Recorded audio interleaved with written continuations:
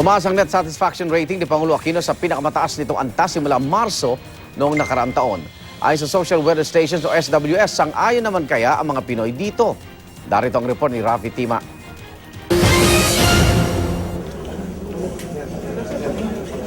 Sa 2015 third quarter SWS survey, positive 41 ang net satisfaction rating na nakuha ni Pangulong Aquino.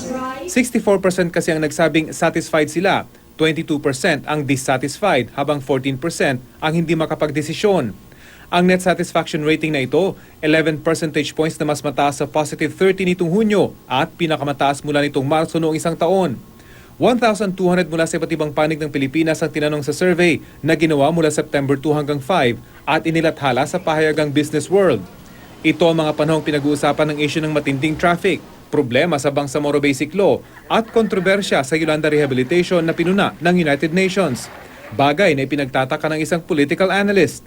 Saan mo i-correlate na pangyayari yung pagtaas? Wala akong makita.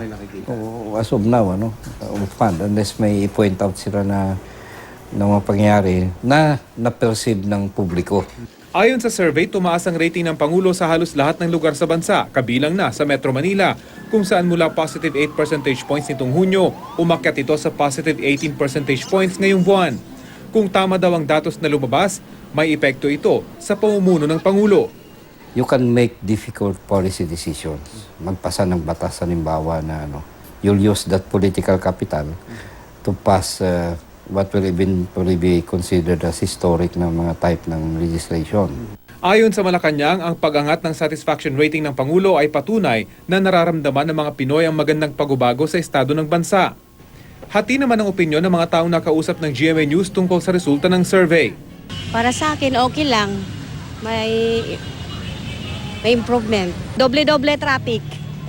Walang pagbabago. Ganun pa rin. Hindi siya walang nabago. Para sa unang balita, Rafi Tima reporting.